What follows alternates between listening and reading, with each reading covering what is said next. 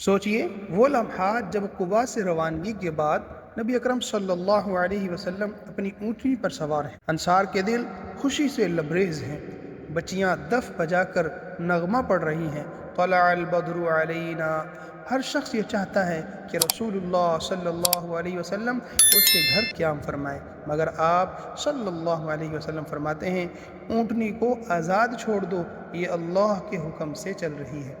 اور پھر وہ اونٹنی جا کر اسی مقام پر بیٹھتی ہے جہاں آج مسجد نبوی ہے۔ قباء میں 14 دن قیام کے بعد 22 ربیع الاول بروز جمعہ نبی کریم صلی اللہ علیہ وسلم نے مدینہ کی طرف روانگی کا اعلان فرمایا۔ اہل قباء نے عرض کیا، یا رسول اللہ، کیا ہم سے کوئی خطا ہوئی؟ ہمیں چھوڑ کر جا رہے ہیں؟ آپ صلی اللہ علیہ وسلم نے فرمایا، مجھے آگے جانے کا حکم ہوا ہے۔ راستے میں جب قبیلہ بنی سالم بن عوف کے محلے پہنچے تو جمعہ کا وقت ہو گیا۔ آپ صلی اللہ علیہ وسلم نے وہاں قیام فرمایا اور پہلا خطبہ جمعہ ارشاد فرمایا،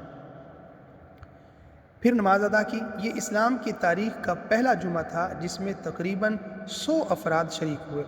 نماز کے بعد قافلہ مدینہ کی طرف روانہ ہوا۔ وہ دن تاریخ اسلام کا تابناک ترین دن تھا۔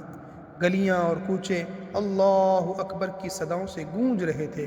انصار کی بچیاں دف بجا کر یہ نغمہ پڑھ رہی تھیں، طلع البدر علینا من ثنیات البداء، یعنی جنوب کے پہاڑوں سے 14ویں کا چاند طلوع ہوا۔ ہم پر شکر واجب ہے کہ اللہ نے ہمیں یہ نعمت عطا کی۔ جب آپ صلی اللہ علیہ وسلم مدینہ میں داخل ہوئے تو ہر گھر والے یہ چاہ رہے تھے کہ حضور صلی اللہ علیہ وسلم ان کے ہاں قیام کریں۔ لوگ آپ کی اونٹنی کی نکیل پکڑنے لگتے، مگر آپ صلی اللہ علیہ وسلم فرماتے، اسے چھوڑ دو، یہ اللہ کے حکم سے چل رہی ہے۔ یہ اونٹنی چلتی رہی، پھر اس مقام پر بیٹھ گئی جہاں آج مسجد نبوی ہے، اٹھ کر کچھ دور گئی، پھر پلٹ کر اسی جگہ دوبارہ بیٹھ گئی۔ آپ صلی اللہ علیہ وسلم اترے اور فرمایا، یہی ہماری منزل ہے۔ یہ محلہ بنو نجار کا تھا، یعنی نبی کریم صلی اللہ علیہ وسلم کا ننھیال۔ ابو ایوب انصاری رضی اللہ تعالیٰ عنہ لپک کر آپ صلی اللہ علیہ وسلم کا کجاوا اپنے گھر لے گئے۔ آپ صلی اللہ علیہ وسلم نے تبسم فرمایا اور فرمایا، آدمی اپنے کجاوے کے ساتھ ہے۔ یوں اللہ کے رسول صلی اللہ علیہ وسلم کا مدینہ منورہ میں تاریخی داخلہ مکمل ہوا، اور اس دن سے یثرب ہمیشہ کے لیے مدینۃ الرسول کہلایا۔